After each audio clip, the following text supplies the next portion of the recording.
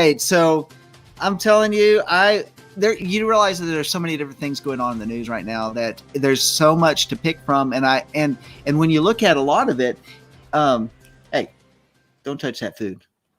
Okay. So when you look at a lot of different, sorry, we had a cat kind of sneaking over to eat the other cat's food. And when he does that, then we have extra stuff on the floor. Good news story. Good news story. I like that. Moving right along.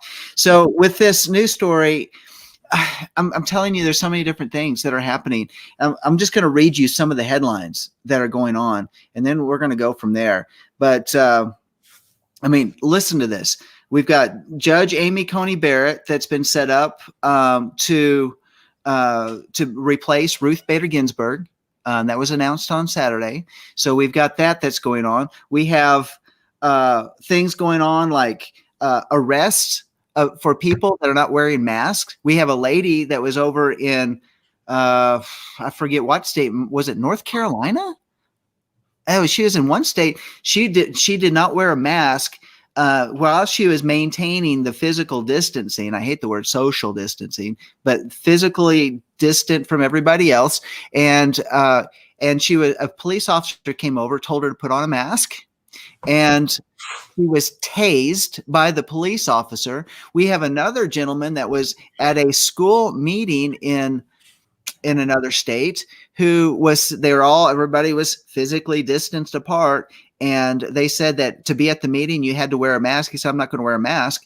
So they brought in police officers and they arrested him. And we have a complete lockdown down in New Zealand and in Australia for this COVID-19 thing where I think there's less than 800 people that have actually died in Australia, and yet they've locked down Victoria, specifically Melbourne. They're arresting people for saying, they're arguing against or even saying anything against COVID. They're actually arresting people in England for that. That's just on the COVID side about that. We've got stuff going on with Black Lives Matters, where Kamala Harris calls BLM street protests, which become riots every night, a fight and essential.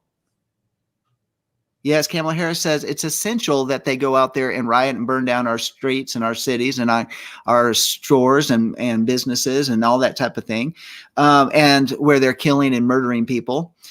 We have a car plowing through Trump supporters at a BLM protest in California.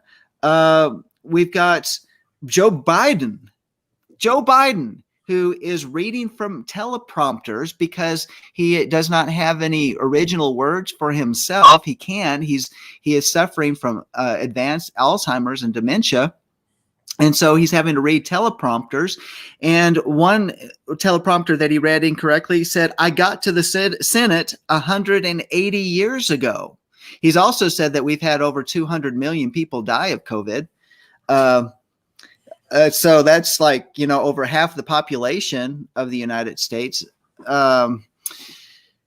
He was talking about the population in America that may have died from COVID. We have, how about this? 2 are charged from handling of virus outbreak at veterans home. We've got all sorts of different things. And what is this all about? We actually have such an insurrection going on in the streets that let me go back to where my notes went. And I was looking at this. This is a really great article that's over at Zero Hedge that I wanted to bring up, and it's talking about cynical theories, and it says critical theories marked out. And I want to kind of address this thing because it goes a little bit with what Sandi talked about last week in terms of the cancel culture. And for those that don't know what cancel culture is that if you have a differing opinion of what's going on, then you are not allowed to voice that opinion. If you do voice that opinion, then what cancel culture says is that your job is in jeopardy, that you don't have a valid voice to speak in this society, They will silence you. They will remove you from your job, your position. And a lot of people are losing jobs simply because they voice an opinion that is against the critical culture that's going on today. And so what it's causing is not only the silencing of people and the breakdown of communication, and people can't voice their opinions on Facebook or other type of social media. They can't even voice their opinions even on YouTube, because there's a censoring and silencing on YouTube, on Facebook, on all these different platforms. Spotify, Joe Rogan just moved over to Spotify from, I think it was from Amazon platform, and what he, and now, and they said, you got free reign to talk about whatever you want to talk about. And what do they do? Immediately, now that his contract is over there and he's moved to that place, now there's a war within Spotify to silence him.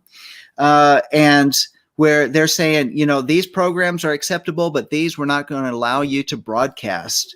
So where is this coming from? And why do we have this new set of moral attitudes and political commitments that actually are weakening? This is what this article talks about. They are weakening our norms of open debate and toleration of differences in favor of ideological conformity. So let me just kind of boil that down. Why are we being silenced to where those things that are norms, those things that are normal in society, we're not allowed to talk about those things anymore? Why is there why don't we have open debate? If you actually want to try to debate somebody that's an Antifa or a BLM, what do? They shout you down. They want to silence your voice. They want to make their voices louder. So if you're actually having a debate with somebody or actually having a discussion and they find out about it and they do a quick mob gathering, and they will just simply silence you out and begin to threaten your very life, just simply because you're not in alignment with what what they are saying and what their agenda is. These are and it's all intermixed with this thing called intersectionality. And this is something that I think the Baptists, the Southern Baptists, have succumbed to recently. Intersectionality is when you bring in the LBGT, race, education levels, all of these different ways that we divide ourselves in our society. And it's not necessarily that we divide ourselves. It's just they have made divisions specifically saying, well, you're in this category and you're in this category and this in your category. And intersexuality brings all these things together and say, if you have any opposing opinion to our point of view and not mold your thinking and use the right language to this, then you are going to be canceled. And so what religion has done and denominations are doing is they're making that part of their doctrines to become more relative to their culture, when in fact it's a watering down of their faith. So this whole thing of cancel culture, where it's a catch-all when people in power face consequences for their actions or receive any type of criticism. In fact, there was a coach, it was an NFL coach, I believe, this last week that said he wasn't going to wear a mask. And so the owners censored him because he said basically that the masks are useless. I saw another article this week that talks about how the masks have been made into a talisman, where it seems to have magical powers that will protect you from this Chinese virus, the Wuhan virus, the COVID-19, as if it has some way to protect you, when in reality, it has no protection. It's just a cloth over the face that you breathe through. If it doesn't protect us from the smoke, from the fires out on the West Coast, and they say it does no good, then how is it supposed to protect us from the micro size, much smaller size of this allegedly virus that now the CDC has come out and said, well, for 4 months, we had a paper that said that you needed the mask because of the airborne qualities of CV-19. And they said, well, that was just a draft that really should have never been there. It has no airborne threat. So, we're living in this world where we have all of these dichotomies going on. It says one thing, but reality is this. We're told one fact, what is alleged fact, but in reality, the evidence that's out there proves that that's wrong. So where do we go with this, and how do we deal with this in our culture? How do we face these issues, pronounce the truth without getting canceled? And so these are the questions that I have, and these are the things that I wanted to bring up as a topic, because we have become very cynical as a people and say, will the truth ever be made known? I was listening to one doctor that was talking about he went to Washington, D.C. under the Reagan administration and to be part of a study. And he said that they had a meeting and they had a discussion about a particular subject, which the subject was released to the press. And then when he saw it on the news the next day, they actually said on the news, pronouncing as fact, the exact opposite of what was actually decided upon in that meeting. When he brought that up to the people and said, what's going on? That's not what we talked about. It's the exact opposite of what we actually released. And they said, oh, you're new here. That's how news is generated here in Washington. So think about all of the different things. If you think about what we see and we hear on the news about one thing or another, think that that it is actually the exact opposite. Who do we trust? What can we trust? And how do we discern the difference of those things? And we think about this on the Day of Atonement, because really this is the discernment between right and wrong. This is the discernment of the time where we're actually saying, Father, discern within my heart that which is evil and that which is good, that I might know the true nature of my heart, so that I might love what you love and hate what you hate. These are just some of the things I wanted to bring up. There's so much going on. So it's a collage of different articles, but it really boils down to this very thing that we need discernment for. I know there's people that have broken fellowship with us in the Messianic radio community simply because we said some things about Mass that was not agreed upon. And we have people biting on different things and being offended easily. And yet this is the time that we need to say, no, we need to not allow offense to rise up, but truly embrace what truth is. So I'm going to throw it out there. There we go. Bring you back in, Mark, and bring Sandi back in. Tell me where you're coming from. What do you think about these things? And these are issues that we're facing today in our culture. Well, let's see. There's all kinds of things. We have a new culture and it's interesting that you brought that word up, because I hadn't actually even thought about the word culture. But yeah, it's all cultures in our society seem to. I feel like I'm wearing a diaper on my head or something. One of the things I was thinking about yesterday is that, and this is a shower thought for you, by the way. Oh, good. God did not make my ears to hold my mask. Seriously, think about it. I mean, is that the reason that we have ears, is to hold our mask? Because if it is, then God knew, thank God for the COVID then, that we actually have ears that we can hold our mask. And what if we didn't? What if it was just two holes in the side of our heads and we needed to wear this mask? Then, hey, it'd be all messed up. But no, you're talking culture. That was, that's an interesting word, because we live by our cultures. We live in our cultures, and it's interesting that it's changing all the time. We're constantly being challenged to believe different than we've been believing our entire lives.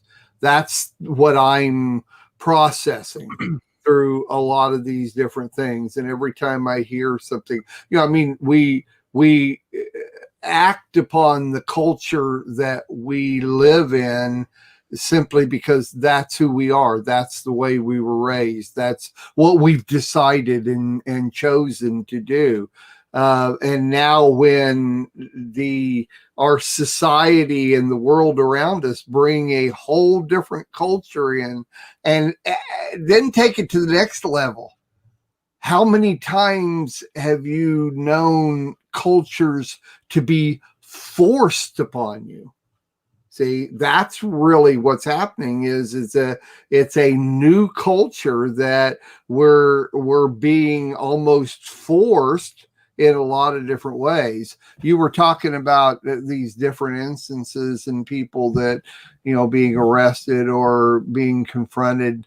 For the very first time since all of this has started, I went to Walmart yesterday and I went in, got my cart. While I was getting my cart, you know how you walk into a Walmart and you got that big area where you get your cart and people are coming. Right. You got one going in and one going out, and now they have the fence there in between the two. Yep. And they have all the carts, and you're getting your carts. The lady in front of me was having trouble getting her cart unhooked, and I was helping her and everything. And I finally got all that worked out, got my cart, and I kept hearing, and now it's bunching up. There's like 10 people all bunched up right there. And I keep hearing behind me, sir. Finally, I turn around and look, and there's a Walmart guy standing behind me, and he goes, "Sir, do you have a mask?" And I reach down because I always carry one, and I reach down to my pocket and feel, and oh yeah, I have a mask. And he says, "We would appreciate it if you'd put it on, sir." And I said, and I looked at him and said, "I'll bet you would." And turned around, took my cart, and went on into the store. Good for you, Mark. And it was a simple fact that it's still, I would say, and this is just general looking as you're going around the store, it's still at least a fourth of the people in Walmart don't wear masks, and at least I'd say probably the same amount, a fourth of the Walmart employees, they have masks on, but they're like this. Yeah. The Walmart employees. And so it's kind of like, you don't even have an answer for it. But culture is a good word, brother. Culture is a good word because that's actually what we're looking at. And there's going to be, after all this kind of blows over and it kind of, I'm not even going to say the word normal, but after it all blows over, you're still going to have a tremendous amount of people out there that are going to hang on to it. Like the lady I saw yesterday. Yesterday was Sunday morning. I'm out. This is what the story I was just talking about. And I see a lady at a gas pump.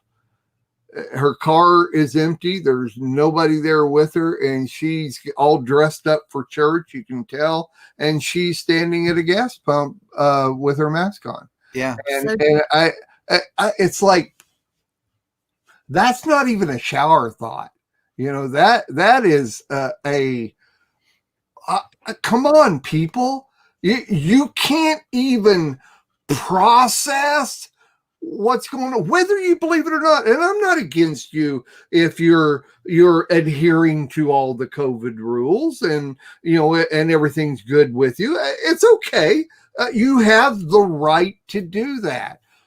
But to stand at a gas pump where there's nobody 50 feet anywhere around you at a gas pump by yourself, wearing a mask, driving down the road, there's nobody else in your car, and you got a mask on. Mm-hmm. I've said it before. People are stupid. They don't process things. Yes. They're not putting it all together. You have the right to believe the way you want to believe. You do. It's okay. Right. But put 9 and 47 together. It's not as hard as even 2 plus 2. So, people are stupid, man. Well, it's really true. I saw my neighbor across the street walking her dog by herself in a neighborhood. There's not a lot of people on the sidewalks, and she was walking her dog with her mask on. Uh-huh. I saw somebody again driving down the street. She's the only one in the car. She's got her mask on in her car. And we've told you before, John and I will not wear masks anywhere. Yeah. And in general, it's been, we've not been kicked out. There's been a couple places. But there's been a couple places. I mean, I had a confrontation. The guy looked like he wanted to chest butt me over at Office Max. No, not Office Depot. Office Depot. Yeah. And I'm like, and he said, I'm not going to help you. I said, I need to find this real quick and I'll be out of here. He said, I'm not going to help you unless you put a mask on. So you need to go. I'm going to call the cops. And, but nevertheless, but it's culture, but it's also cult-like behavior where they're shaming that if you don't conform and you don't do what they think you should do. That's really good. It's a cult, like a cult. It is a cult, and therefore they have the people out there that truly believe these things. They really, really do, to the point that they will pull a Karen on you, and that nobody knows. And what a Karen is when they make a public display of shaming for anybody that is not conforming to what they wish. The Charlotte Ladder. Yes. Yeah. Sandy, you were going to say something. Well, I forgot what I was going to say. It fit the moment. But I will say we cannot just go quietly in the night. To quote from a certain movie. Yes. Independence Day. We have to see. I've been given several movie quotes the last several shows. Mark should appreciate that. We have got to buck the system, and there may be consequences, just like that congregation that was worshiping outdoors, and they continued to worship as the police were arresting them. They even placed their hands behind their backs, but they didn't say, they didn't shrink back at the Nazi socialist control system that's come down. They said, no, we're not going to. And we need to be at the point where we're ready to risk some things in our own life so that we can stand up for what's right constitutionally in our own lives, et cetera, et cetera. It's just like, excuse me, I was in Walmart this last weekend Friday. Was gathering some things for Sukkot, and some people that used to be in our congregation. It's been several years. I think they left when we moved our services to Sunday. So it's been many years, but anyway, Shabbat. I mean, from Saturday. Sunday Misspoke. Sunday to Shabbat. Yeah. Anyway, so it's been a long time, but there was this person coming from me, and I saw a mask. I didn't recognize who it was. I was like, "Oh, Father," she said something. I said, "I need to know who she is. Who is she? Who is she? Who is she?" You just see their eyes, because all I could see were the eyes, and then boom, the name popped in my head. And I talked to them for a while, and they wanted me to pray with them, and I ministered to them some. And they were like, "Well, we hate these masks." And I said, "Why are you wearing them?" I said, "There's no law." And I said, "In fact, we've talked to the manager at this particular Walmart, and she said, you can come in here without them." She said, "It's posted but you can come in without them." They immediately took their masks off. And I says, "Don't just give in. You need to research what you're listening." Yeah, that's right. But they don't be a sheep on the other side. Yeah, you're doing it because they say to. Now, don't wear it because they say to. Yeah, do it because you did the work, Sandy. But I couldn't help it. I just go ahead. Yeah, that's my whole point. You're right, and we need to reinforce that. Guys, stop listening. What hurts my heart more than anything is people who call themselves believers are so ill-informed. Mm-hmm. I'm like, you call yourself a person of faith.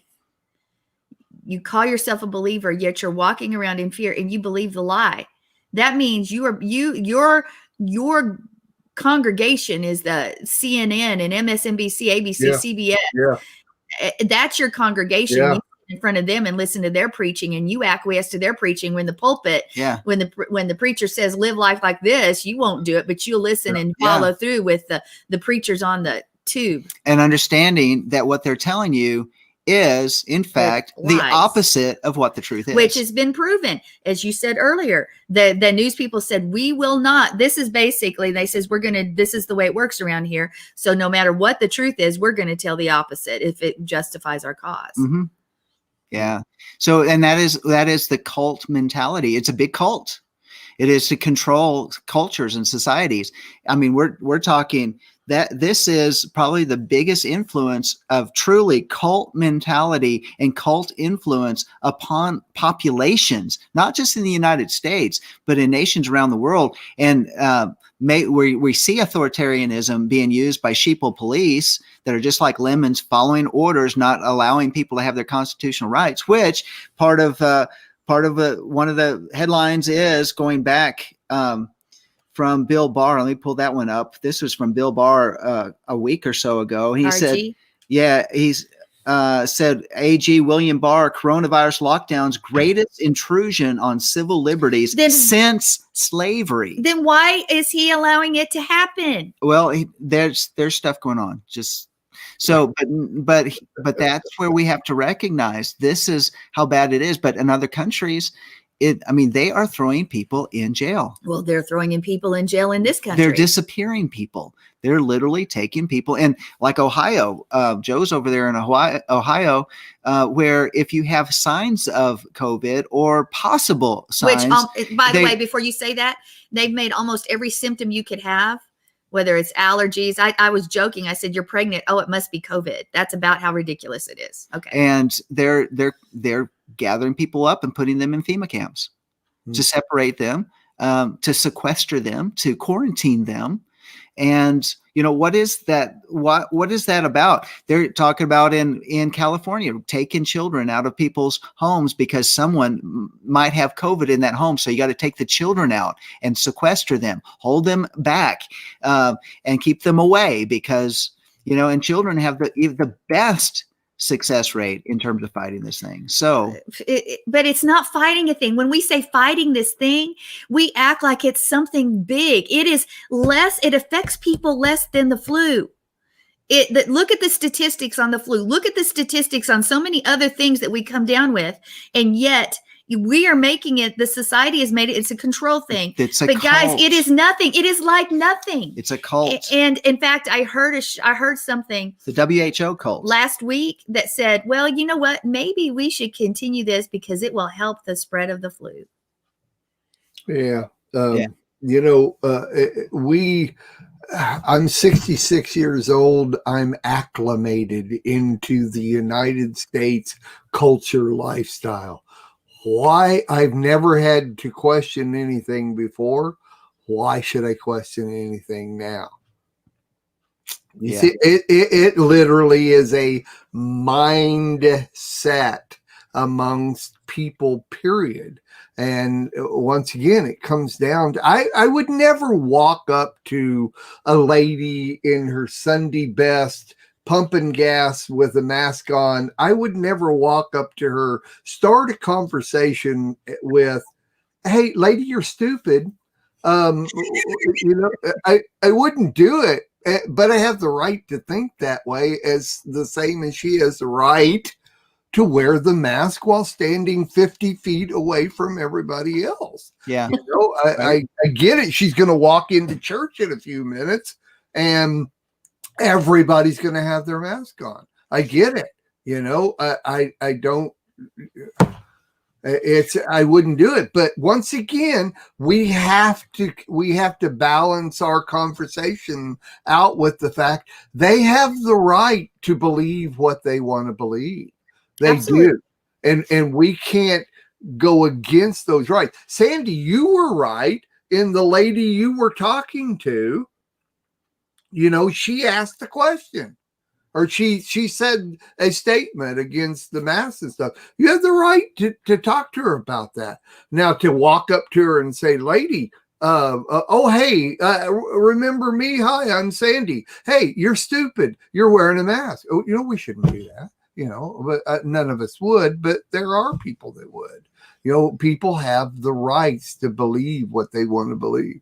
By the way, my topic for Sukkot is why we believe what we believe / value. So why do we value the things that we value in our life? And I mean, that's my thought process all the time. So this is just another one of those instances. Right. It just makes me think, and not to bring up another subject, but think about how the great delusion for people that love not the truth can easily entrap and enslave a people. And if this can so easily entrap even many believers, and not to stand up for the rights or to believe that this talisman across their face is going to protect them, then the rest of the world has they're going to be sunk. They're going to be totally encaptured by this thing.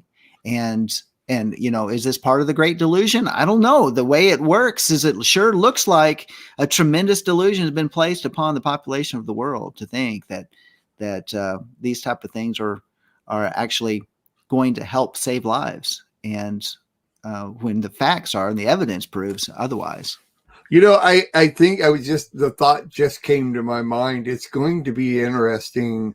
And there are a lot of Sukkots happening around the United States, and this will be the first time. It's going to be real interesting.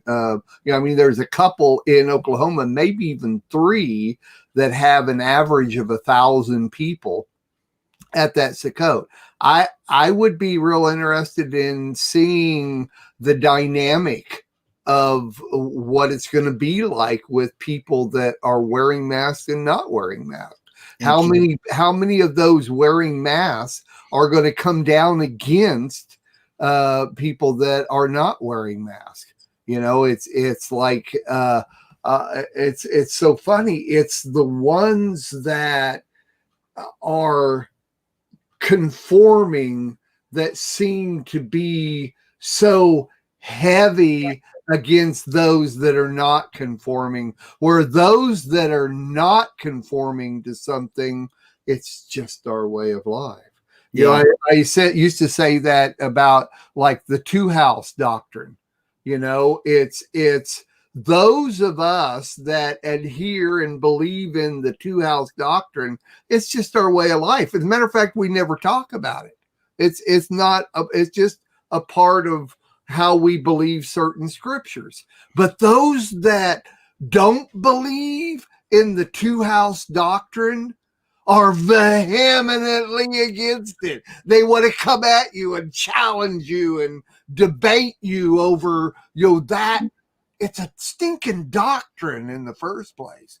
If you don't believe in that doctrine and how that works out, that's fine. It's good. It's good for you. The way I believe it's good for me doesn't mean we have to get passionate and vehement against it and that kind of thing. It's the same thing that's going on with all of this. It's like the guy at Walmart what is it? It's like end of September. This has been going on since February and May, and that's the first time I've ever had anybody confront me on that in almost a super negative way. I don't know the words for it, but you see what I'm saying? It's so isn't it interesting how those that stand up for a cause are usually the most passive about it, and those that don't want that cause are the ones that are so vehemently against it. Right. So isn't that an interesting dynamic? Yeah. But it shows the spirit behind it. Sure does, doesn't it? It's like we're so confident. We're so like, hey, that's the way it is. You know why? Because we searched it out and we know. It's not like it's something that we just do because somebody tells us. That's where you're not confident, is because you're going off of somebody else's what they say. When we search it out for ourselves, it's like being messianic. The difference between I've always said the difference between a messianic believer and a Christian believer is because a Christian believer is just a Christian because they just accepted that that's the way it's supposed to be.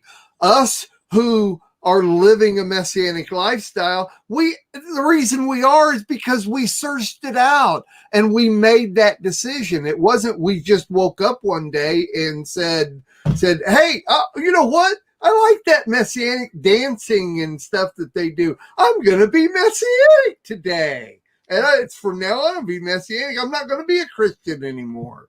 You see what I'm saying?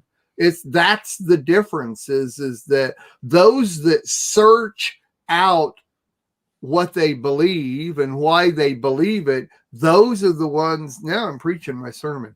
Those are the ones that are confident in what in their life. You can still be passionate about it, but you don't have to be debatable and negative about it. Where those that just accept whatever it is they accept, those are the ones that are like, well, no, you shouldn't be doing this. Sorry.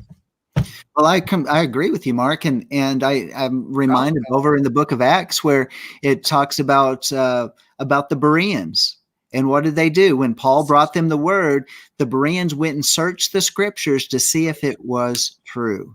And so, in what I've always thought is that's always been our responsibility ever since I've been a believer from the very beginning. It was like, okay, the preacher's going to say one thing from the pulpit, but it's my responsibility. I have an individual responsibility to seek out truth. That's my relationship with the one who is the way, the truth, and the life. But it doesn't just go with what comes from your congregational leaders, whether it's a church or a congregation or whatever you hear, you should be searching at the truth. And that goes back to what I said about the gods of this world and the pulpit of the media that so many obviously that call themselves people of faith sit at. They sit and listen more intently to that pulpit than they do any other. Yeah. And so there's, and I don't know why people would ever, I think even about our founding fathers, they actually, when you look at their writings, it's like doctorate level writings, and they didn't, their education that came from 12 years of school, that came from homeschooling. They have this ability to write an amazing treatises on what a republic is about, and federalism and freedom and liberty and all of these different things. And you go, wow, that's just tremendous thinking and philosophy that they actually have. And at what point in time, I think about how we have dumbed down ourselves to where we're not willing to stop and read something, but we just have to let somebody else tell us. And then we take that as the gospel truth. And at some point in time, we have to realize that type of education system is really the source of the destruction of our culture, the destruction of our society. It brings us into cult mentality where we only have those with the talking heads that will tell us what our reality is about. And when our true reality is saying the complete opposite is true. And our values need to be a value of God's given me a brain, therefore use it. Right? That's right. Hey, I have to say, Sandi is taking the fact that we haven't done the Torah portion yet very well. I just want to bring that out. I think she's handling it quite well. Do you know what I've been doing? I've been texting him, okay, time's up for Torah portion. We're skipping that. And I just text him, time's up for Mark's portion. We're just doing a news show today. So I've actually been texting him the whole time saying, okay, you missed that one. That's over. You missed that one. Missed that deadline. She had another another source to work on there. She had another output input that she could work did. with, so she didn't use. Never mind. Yeah. So yeah, but I was taking. Well, I had a smile on my face. I was just. Hey, that's So I over. say you were handling it quite well. Hey, this has been a great discussion. I really appreciate it. It's been a while since we've done any COVID discussions, to tell you the truth. And so I want to let everybody know by tomorrow, this will be up on the website. You can watch the individual segment of this, which is really good. But I have to tell you, last night you guys had a Yom Kippur service. Yes. And it went well. I heard on War Room. Yes, it did. Okay, very good. Go ahead. I was just going to say this is that, the big theme, because it's really affected everybody's lives, is the COVID thing. I mean, it's completely affected every aspect of our lives. And that's why it's such a big topic. But in reality, it's not so much as CV-19 or the Chinese virus, Wuhan virus, however you want to name it or call it. But really, the underlying issue is who are we going to believe? What is truth? Whose report do we believe? And how we're going to respond to that? Because in the mix of all that, you can say, well, what about this BLM stuff and the Antifa and the rioting in the streets and the fires on the West Coast and the socialism, Marxism that's going on, and a person dealing with Alzheimer's is the top running candidate for the Democratic Party. They're supposed to have even a debate about this. It's these things that affect our culture, and it's all basically the same thing. Are we going to live in a delusion?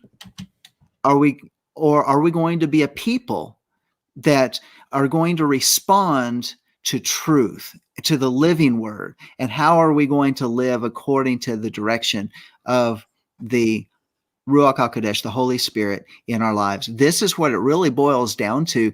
And are we willing to make sacrifices even to live out the truth? I feel like wearing a mask is and when I have to go into a store and put on a mask, which I refuse to do. If I do that, I'm living a lie. And how can I live a lifestyle of a lie when my life is founded on truth? Amen. And so that's really the bottom line. Are we going to truly live truth in our life? And how does that look? Amen. So how did your meeting last night, how did that go with Yom Kippur and all of this? Is it any different with your service as far as we don't change anything up because of what's going outside? There are no masks required. Nobody's actually ever, we said, if you want to wear one, you can, but nobody has ever come into our congregation with a mask on. And we do things just as we normally do. Every week we get up and lay hands on one, and pray for people. We gather around them and pray. We see God move and do his miracle power in the midst of services. We hug and we're just together. We haven't changed anything, and we're not going to.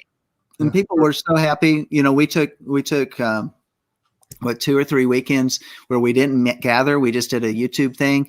But at the very beginning, at the very beginning. And then we said, this is ridiculous. This is really dumb because, when no one really knew what was going on. And there were all these rules and the lockdowns and all that sort of stuff. And then we said, this is ridiculous. And we started meeting again. And we said, and when people heard that, I gave a caveat. You can wear a mask, don't wear a mask, whatever you want, whatever you feel. Good. At least you let them decide for themselves and don't ostracize them, because they believe differently. That's good. Yeah. It's interesting. We had just a teaching from Rabbi Daryl last night online, Yom Kippur teaching. He's always just amazingly good, really, really good at what, Daryl is now teaching at a Christian church.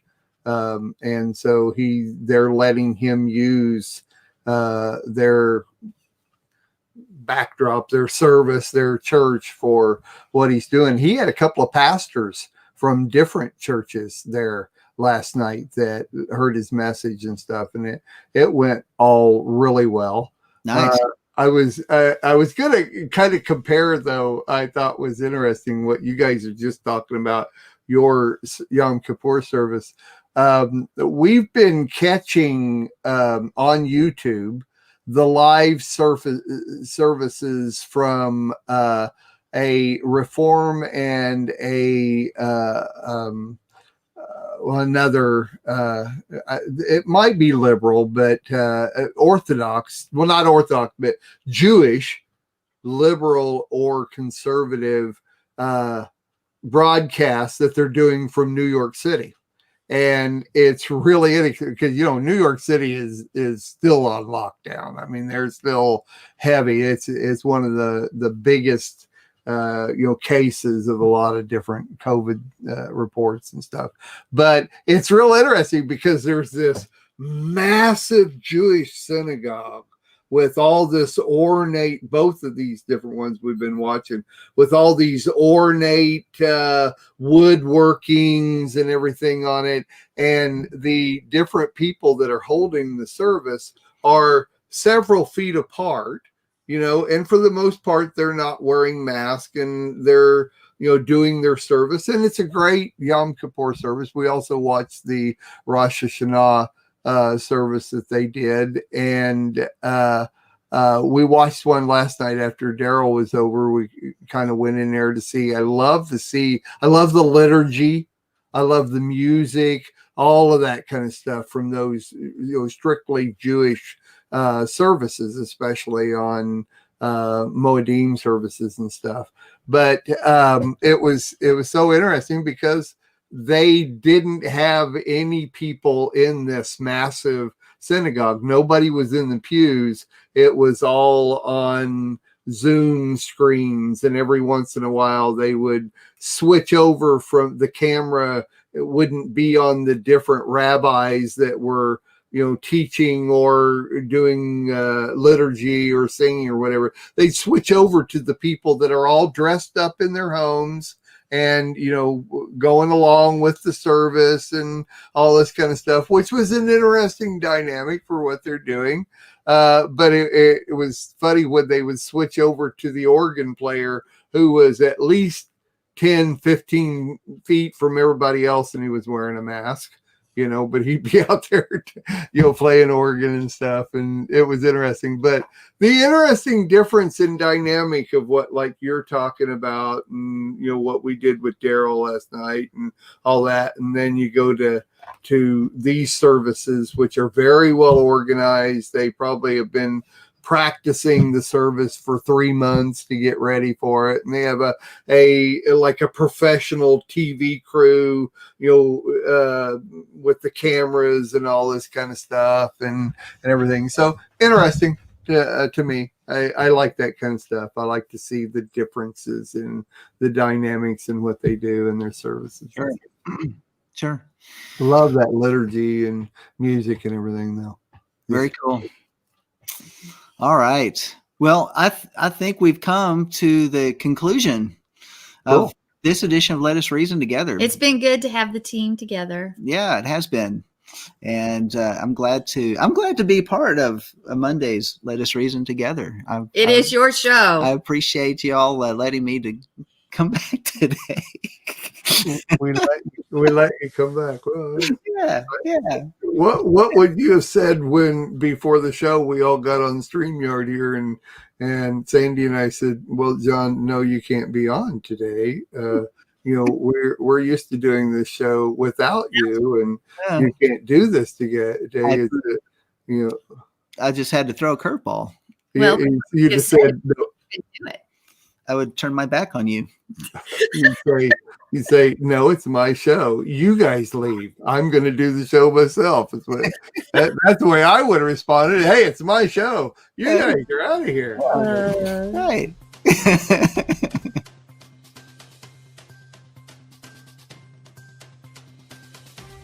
We are richly blessed to bring you what we believe is the fullest, most diverse, Get up-to-date progressive teachings, discussion, and prayer programming you can find anywhere on this planet.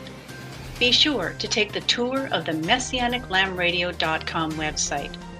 I'm Susan Hoogie, thanking you for joining us on the Messianic Lamb Video Network.